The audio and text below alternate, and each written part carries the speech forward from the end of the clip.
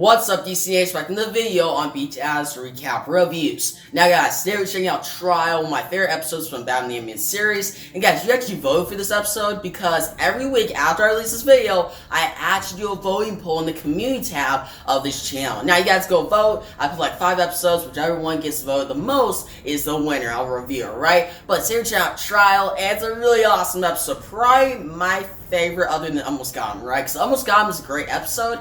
It's actually, I think by everyone's like favorite episode. But in my opinion, I just really like Trial. Like, it's just really great. It's either second best or at times I put it above Almost Got Him because just I get a great vibe when I watch it, right? Maybe it's because just the memories I have when I watched it, or just maybe like every time I watch it, there's so many great jokes, so many great lines, and so many great moments, and interesting concept, making an overall masterpiece episode. Now, I kind of give away like my rating right there, but it should be like expected, right? But so I'm gonna dive into this episode, all the details, and you guys should get ready. So I'll be pretty much doing an overview about what the episode's about, but I'll then be giving my favorite moments, my favorite lines, and I'll like down below you guys actually give me your favorite moments from this episode. And actually check out my other videos on Batman the Animated Series in the BTAS recap reviews playlist. But yeah, guys, if you're ready, let's dive into this episode. Now, how this episode opens up, you see Poison Ivy. She's being put on trial by this attorney. Now, this attorney,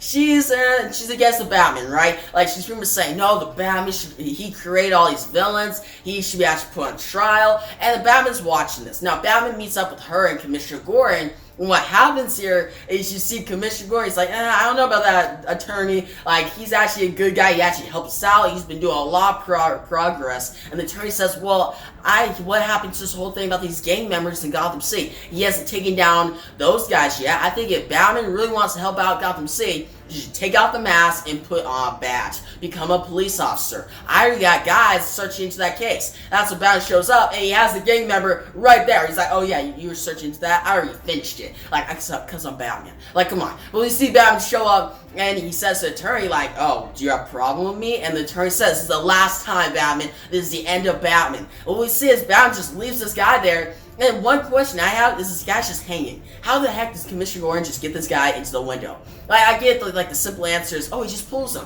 But he's hanging by like a thing. He has to probably cut that or something without dropping the guy. Like, that guy's probably heavy. With all the gravity, I'm just thinking, like, logical. Like, really, that just stuck out to me for some reason.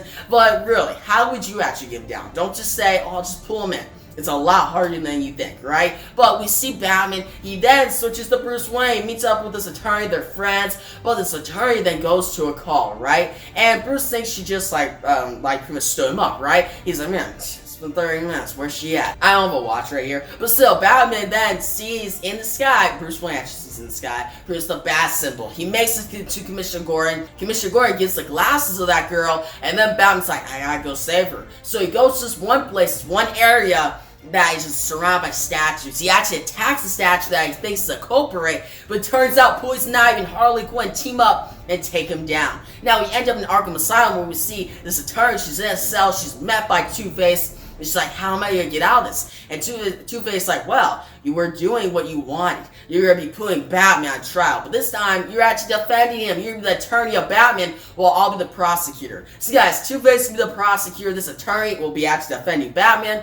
And Two-Face tells her, if you don't actually convince all these villains that Batman's not guilty, then you'll go down swinging too. So you'll die too along with him. But if you convince all of us that he is not guilty, then we'll actually set you guys free. So it's your choice. So now the attorney meets up Batman, and she's like, man, it's crazy. I'm trying to defend you when I want to take you down. Now we meet up in this whole trial room, the courtroom. We see the jury. We got Riddler, Poison Ivy, Killer Croc, Harley Quinn, the ventriloquist. And they're all watching this, right? And take down the Batman. Now the judge enters the room, and okay, I'm gonna die laughing here. Like, freaking it's Joker. Like, bro, who? That's unexpected to some people, but it was expected by me. I was like, man, where's the Joker at? Oh, he's the judge. That makes sense. And he shows up. He's like, guilty, guilty. He's like, send Batman, kill him off. But then the attorney's like, well, you can't just have me here if I'm not gonna let me actually convince you guys, right? Now we go through different cases like the Mad Hatter.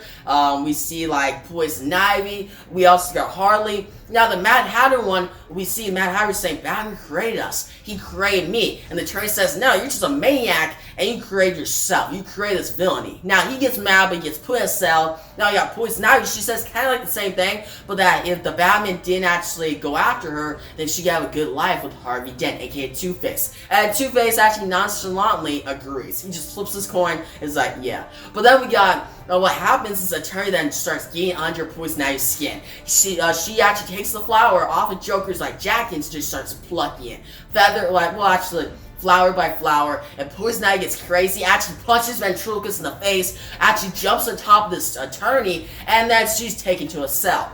Now we got Harley Quinn. Now we see here is Harley Quinn. She's saying, oh, Joker, I actually love the Batman because the Batman never actually became, he actually never went against the Joker, then I would never be created, I would never have my put in, and Joker's just looking at her, just blowing a kiss, and then the attorney says, this is so sad. Harley used to be a doctor, but she's manipulated by the Joker. And Harley's like, no, my Puddin's always loyal. That's what she said. Oh, you think he's loyal, right? Well, last time I had him on trial, he actually bailed on you. He bailed on you when he was released. And Harley's like, is that true, Puddin? And that's when she gets crazy. She goes from, oh yeah, I like Joker, to I'll kill you. She grabs him. Joker's like, crap. When the attorney was explaining this, it was funny. Because Joker's like, shut the heck up. I'm in a good spot right now. But what we see is, Harley gets sent to a cell, and then we get to the final verdict, right? Now, that's when these juries actually decide, Mad Hatter actually speaks, and says that Batman is not guilty. They all agree that, yeah, the Batman didn't create all them. They created the Batman, and they are all maniacs. Now, Joker says, okay, that's all good, right? But you said we're maniacs. Well, maniacs don't go by rules. So, therefore, we're still gonna kill you. That's what Joker says, kill them. That's when all these villains start surrounding him. That's when you see Killer Croc, Scarecrow, Two-Face actually drag Batman, this attorney, out into the hallway. And they actually drag him into this room. Now, this room, what we see is Batman's in this Hannibal Lecter type suit. He's wrapped around by chains, and he's actually strapped up. Now, Joker, seeing Batman's in a bad situation, which I actually thought, first time I watched this, I was like, there's no way Batman's gonna get out of this. But he's Batman, right? Batman gets out of anything. Now, you see Joker, he actually says, let's answer the age-old question. Who is the Batman? He goes to take out the mask. It turns out Batman actually gave this attorney a battery ring. She throws in the lights go out. When we see Batman, he escapes. And Joker's like, hey, there's no reason to panic. But then Harley gets attacked, and she gets put in this Hannibal Lecter type suit and flipped upside down. That's what Joker says. Oh, okay, you guys can panic now. He's like, crap, we're gonna get attacked. I really like all Joker's lines in this episode. Like when he was in the courtroom, out of the courtroom, when he's attacking Batman. But then we see Killer Croc. He goes to pretty much the exit in this room. He says, if he wants to get out of here, he's gonna have to go through me. Now, Batman kicks Killer Croc in the face. Then Joker's like, alright, we gotta finish this. He takes out guns to start shooting at the Batman. And then Ventriloquist says, hey, be careful, you're gonna shoot Croc. And Joker says this funny line, so what's the point?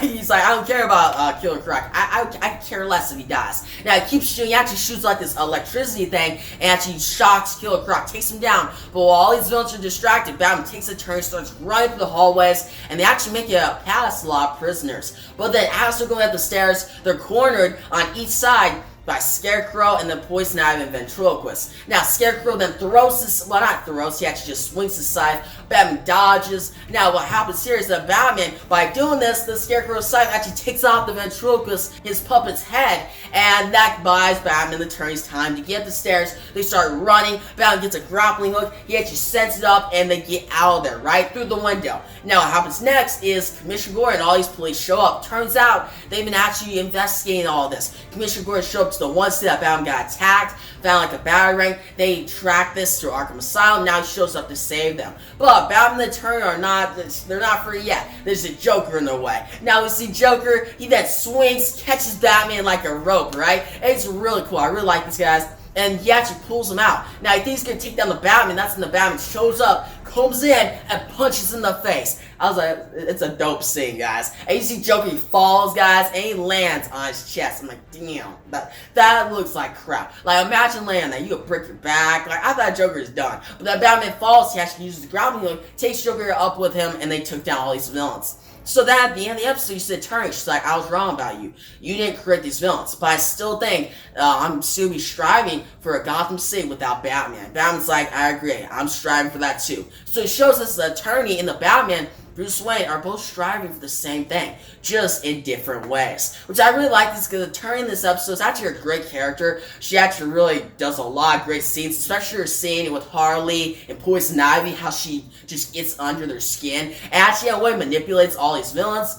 But also had the interaction between her and Batman. This whole question, wait, did Batman create villains? Well, it's proven wrong here. Actually, the villains created the Batman. Like, guys, Bruce didn't just decide, man, I'm gonna become a Batman, create my own villains. That actually sounds like some Reverse Flash. Okay, I'm gonna bring out Reverse Flash here. You're probably like, what the heck? Why are you talking about Reverse Flash? Well, in the future, Reverse Flash was like, I wanna be a hero, so I'm gonna create my own threats. No, that's not what Batman did. What happened was his parents were shot, and Gotham made him into Batman. These villains made him into Batman, right? So it's a very interesting question that's held, really analyzed greatly here. Now, guys, all the villains, all the lines, everything is great in this episode. The animation is well done, and I just really like it. It just gives me great vibes when I watch this episode. One of my favorite episodes of BTAS, and that's why I'm gonna give it a 10 out of 10. I recommend it if you're diving into the series. Now, with the review out of the way, let's get to the comics, DC Comics that came out this week. Now, guys, first off, we got Batman number 99, and guys, in this issue is the penultimate issue of the Joker War. Now, Batman pretty much recruits allies like Nightwing. Nightwing returns, guys, the whole Bat family against the Joker. So you have a very big issue that you don't want to miss out on. Another issue that's coming out this week is Detective Comics on 1027. Guys, it's been 1,000 issues since Batman's first appearance. And it's been a big issue, guys. So many different stories in this issue, a lot of pages, a lot of content, and a lot of things that will pretty much set up a lot of the Bat stories coming in the future. So you really want to check out this book. Now, another issue coming out this week is Catwoman number 25. Now, Selina Kyle returns to Gotham City, but with it, she gets tied into the Joker War. Yes, it's a Joker War collateral damage tie-in, so you gotta check it out if you're really interested in that event. Now, another issue, actually the last issue coming out this week, is Justice League number 53. Now, this issue is the first issue in a five-part crossover that ties in the Dark Knight's death metal. And this whole crossover is titled Doom Metal, and we see Bobo, aka Detective Jim, Nightwing, Hawkgirl, Lex Luthor, and a bunch of other different characters team up to go rescue the Legion of Doom and pretty much helping to defeat Perpetua. So a very big crossover that you don't want to miss, so you really want to check out this first issue. Those are the big DC Comics coming out this week, and at least buy one, guys, so you support your local comic shop and support the comic book industry. And come on, there's a lot of talent and a lot of big books coming out this week, and honestly, the one I think you should check out the most, kind of a tie between Batman 95 and Detective Comics 1027. We got some constant blow to talk about this episode of BTAS, pretty much Trial. Is one of your favorite? Which one do you think is better, Trial or Almost Got Him? I go back and forth, but you guys tell me your thoughts on this episode down below. And guys, like the video, give a big thumbs up on YouTube, make subscribe to my next BTAS recap review. And yeah, guys, thanks for watching, and peace out.